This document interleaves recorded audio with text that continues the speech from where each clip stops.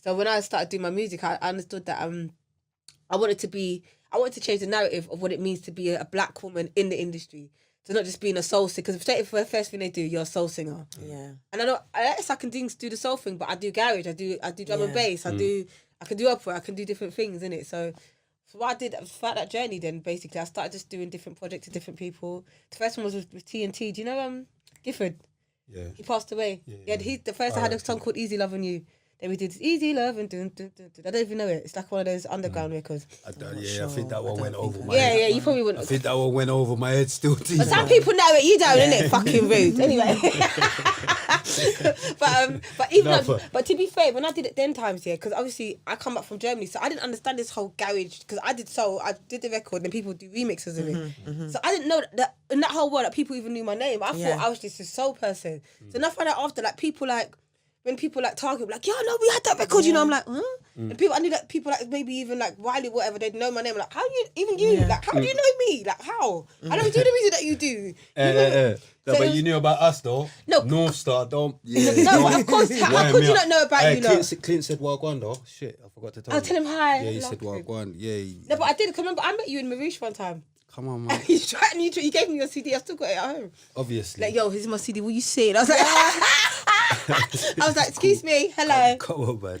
No, but that was ages ago, and we was in the thing, and I remember you going, because I'm a rapper, no, North Star. I was like, oh, okay. But obviously, remember, my family's from South, innit? So my brother's Colin, who used to know all Mac, like, from the whole Solid. Yeah. So, well, it's all one. One. So, but I'm just when I went to Germany, I just turned into the different quirky, I turned into the quirky hood side, you get me? So how did you get to that point where you thought, all right, I'm gonna take music seriously, I want to get signed, because you ended up getting signed by a major. Do you know what? It's funny, because before all of that, I was here and I was trying to find my way, and I ended up doing the whole Shanks and Bigfoot thing. And you know, they did Sweet Like Chocolate, but I didn't sing Sweet Like Chocolate. I sang the rest of I sang all the other songs on the album. I sang the song called Sing Along, which went to number 12 on the charts. I did Top of the Pops, all of that. Well, you sang Crazy Teacher's song, yeah? Crazy's got a new sing along.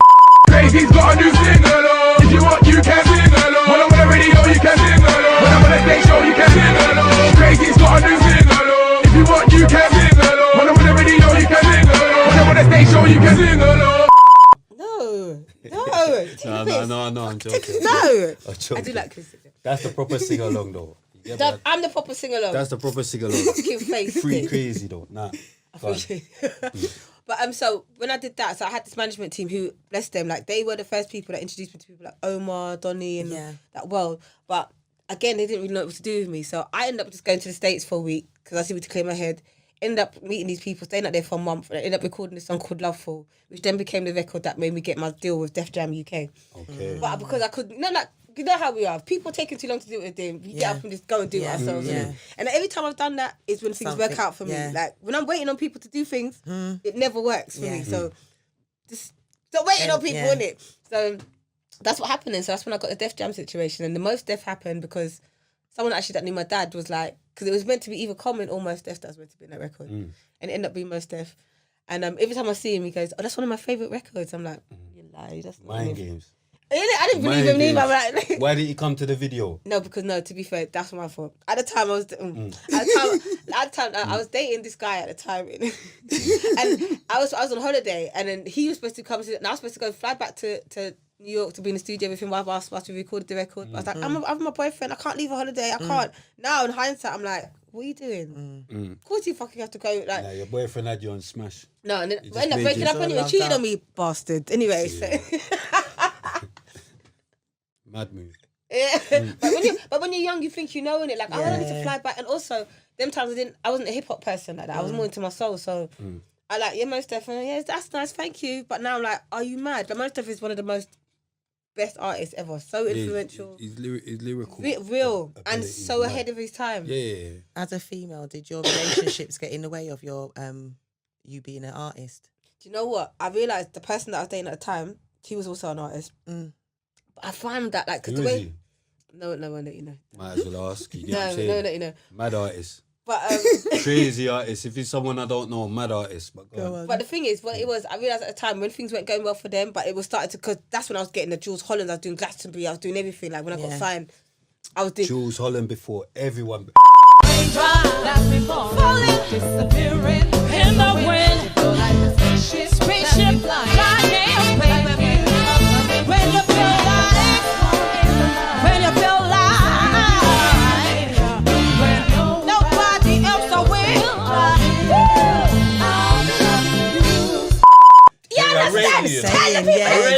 Exactly. No, rate, you know. No, but remember, like, that's what I'm saying. Like, they try and forget our era. Yeah. You see how they do. And You see how they do. even though you mentioned Top of the Pops, we didn't even mention that. Like you. I can show you a way to ease your mind. Take your lead from me. I'll tell you what to do. I will teach you a song to see you through when it's raining. Being on Top of the Pops, that's big. But you have to understand, remember, we're in a day now, we're in social media days where you can, you kind of narrate your own story. Back then, we were under the influence of other people telling our story. So now, I can tell you bare things that I've done, people will never know. But remember, they want us to be seen how they want us to be seen back then. And now, it's like, we've been doing this. So, As far as they're concerned, this industry started about 3 years 3 ago. years ago. It's crazy, right? So- But it's fine though. I'm gonna give everyone their props because if I we love the industry now. I love everything what's going on Yeah. now. But I just need them to know that didn't start who this. played a big part in America. Yeah. They always They show always love to the celebrate whole- each other, You know what I right? mean? It's a And whole everything, industry. They talk about it from the start to the finish. They Yeah. don't miss out Yes. KRS-One. Yeah, yes. They don't miss out. I love this What's conversation. bamboo? yeah. What's that? Bam. Africa Bombardment. Yeah, they Bam- understand bam- that. they don't people miss out done the no heavy one. No, they lifting don't. so They don't that miss they out can- no And one. everyone matters. Yeah, Exactly. exactly. You know, so Exactly. it's like, but See? that's the only thing I would say with this industry is like they like to forget in it, and maybe we need to look at who's in charge of all But these things. that's Yeah. the Who's thing. in charge of feeding out all this information? Information. That's the Do you thing. get what I'm trying to say? Like, start feeding out the right Because when you're information. pioneers in the game, you do a lot of the heavy lifting, you know, You do. to And then, make it easier for the ones to come after you. So the ones that come after, when they realise that it's so easy, they need to like look before. and then Like, don't you why- find how that did when we they get when they here? make it easy, their music, and not saying judging anyone, but I find that after a while their music becomes nothing because they're not really understanding that there needs to be some grit in it. You know what I mean? Like, 'cause now Yeah. you're just making music just Do you know to what it feed is? the fans. It's like, See, like they got a thing where you say, don't let them trick you out of your position, yeah? yeah. But you know what it is now? A lot of people are tricking themselves into a Yeah, position. oh, You get what I'm saying? They're I'm actually- loving this Yeah, that's conversation. they're tricking themselves into Trust a me. position. So Yeah. it's like you're not gonna be a Young Spray. Yeah. You're not gonna be a Gigs. You're not gonna be a Devious. You're not gonna be a Blade. You're not gonna be a Jaja Saucy. You're not like. But then you got some people that will trick themselves into thinking you're things. gonna be in there. Yeah. You're not gonna be a Terri Walker. You're not gonna Yeah, be no, a 'cause Lisa I've seen Mafia. you doing your- You're not your, gonna. You get what I'm trying to live say? Like bands. there's people what come beforehand. Yeah. You get what I'm trying to say? So it's like I'm about showing just appreciation and respect. I love you even for that. even to the youth them as well. Yeah. Everyone that's doing their thing, I rate it. I And rate them it all. highly. Like they inspire me You every know? day because it makes me realize, yo, I could Yeah. do more. I like, got my favorites. I'm just I'm what do they call me? I'm a Peter Pan or whatever. So Yes. I listen to You look their good, look, I yo, listen still to their shit as well. Yeah, come on. I kept the tag on old school thing. You get me? You go, boss. True is Terry. I like to keep it eclectic. I like to listen to old music, Yeah. young music, all types. Yeah. But the Do thing you is, know I what I remember, mean? as I said, I've known you Yeah. before I've known you, and without you, even before you start doing music, you and your sister, I've known, like, I'd see you, and I'm like, who are those two? Yeah. You'd know who you was on. So now it Yeah. made sense now you even getting into this. And look, your style is classic. You can do this in 10 years' time. It's still the same with you. It's always been a thing of where, because there's a confidence within ourselves when it's like, we're not doing it to try and get, no, we're confident within ourselves. And I Yeah. think that era that we have, when we started out, there wasn't no likes. You know how many people liked you. You just know that you were Yeah, dope, innit? yeah. Now, likes determines how good something is. Exactly. Yeah. Or how much, or who co-signs you, or who's retweeting your thing. Exactly. But you know what it is as well, though, T. Like, see, like they say, mad. numbers don't lie. But see, They these do days, lie. numbers They lie. think so, yeah. Numbers lie. All the See, time. like, Yeah. in our days, numbers didn't lie. Didn't lie, yeah, that's true because You But get what I'm trying to say? sometimes- 'Cause there's no Sometimes YouTube, they there's no. put- yeah. See, right now, numbers lie. Yeah, You get what I'm sometimes saying? they push they out- lie. sometimes they're they buying push out followers, quotes they're to, buying pull views, you. Yeah, they're yeah. buying everything. Yeah. Everything you can buy. Yeah, and obviously if something is So- working, a lot of people that, especially companies that invest in these people, they just look at algorithms and they think, oh, this person's doing well, so they must be good, but not actually taking the time to understand the research of why that person's doing well. But as you said, because of the buying of followers or because it's the trend right now. Yeah. Because a lot of people, these people that are doing things, they're not actually doing their research to understand how this person got here. Because a lot of people have big machines and teams behind them buying views for them and stuff like that. So numbers definitely do. And you know what really tells me the difference? What maybe makes me understand this? Like when you hear songs, like when you hear certain artists, that when you play them like in a house rave, like a family rave, and if your music doesn't get played amongst my family and we're dancing to it, that means your music ain't really doing it. As far as I'm concerned, you might be selling millions of records out there, but if I put a record in my house and everyone's not getting up and going, yo, that's my tune. To me, that's not success to me. Exactly. That's success to me. Yeah. Because that's how we grew up, isn't it? Yeah. So, and it's like, it's not even about this numbers game. And also what I hate about what they do with the older generation that have the foundation is like, oh, they're has-beens or they're not relevant right now, which is bullshit. Because, definitely, again, like, we're that generation, they're not going to try and do anything to make it. Whilst these lot nowadays, if you're not doing the right thing, oh, you got to go hard or go home. We were like, we just work and we do what we need to do and then we, keep it moving. But yeah, exactly. It's a good conversation. So that major signing, was that your first signing? Yeah. Yeah, and then to be honest with you, So how did you even get to do the track with Mos Def? He was big at that time. Still. Yeah, he still is. He's a legend. He's a legend. He's always going to be a legend, no matter how many hits he's got out or not. But at the time, again, it was like management and the label and stuff. But and I think if I didn't have a major label, I don't think that would have ever happened because he would have never known who I was. And the song got written. That song got written for me. Them times I didn't really write. I had a team of people that were writing for me. And the thing is, it's funny because I kind of started backwards. Because I had everything, the 11-piece band, everyone was there, whatever you need to do. But I didn't understand how much power I had. I was like, I just want to sing. I'm just happy to be here. Do you know what I mean? And I think that was so unheard of, especially for a black female back then, to do what she wants to do. But I didn't understand that I could actually really do what I wanted to do. Right. Without actually understanding that I didn't necessarily need all these people advising too much. I could have just tried to... I think I needed to take control a bit more now, in hindsight. But I'm glad that it went this way because now, once I did realise... Second album, they tried to turn me into this dead out version of Beyonce. Like, there's a song called Whoopsie Daisy, which... Whoopsie daisy, I've been driving them crazy 'cause I look so tasty, but it's a no. I go whoopsie daisy, I've been driving them crazy. No, you can't be my papa, so boy, go home to your mama. Yeah. I didn't write, but because she was doing well and Jamila was Whoopsie doing daisy. awful. But again, at the time, I thought, this is what I've got to do. This is the labels I thing. thought that to you was alright. It's horrible. A lot of people like that too. I thought it's alright still. I thought it's alright. But that, for me, when I think about remember, it... that's what they were putting you out as. Yeah. So that's all I could see. Yeah. You get what I'm And trying I to had say? the weave and I was doing... And The weave was alright, man. You like all that? The weave, you look a long hair. Like, you get what I'm saying? The But the thing skin is, that's cream's not- dealing with it. You get what I'm saying? But that shows you again, see, that's not who I am though. Like, and I want to be who I am. I could do that all day long and it's great. Yeah. And I love it on everyone else, like, because I I did love have it. shortcuts as well, man. But I remember, I see you. yeah, come on, you. I I always seen used to it. do the I shortcuts. remember. I used to kill the shortcuts. But my point is, and this is one thing, is another representation of us. Like, to be successful, there's not only one side of us. We can do whatever we want. Yeah. So after the second album, and they tried to literally from the first album getting all the critical acclaim and all the Mercury Music Prize awards and all this shit, because that didn't sell, but it was everyone loved it, but it just needed time to grow. Yeah. But because it didn't sell, they were like, oh, we need to change the direction. So they changed the direction, which is completely not who I was still growing.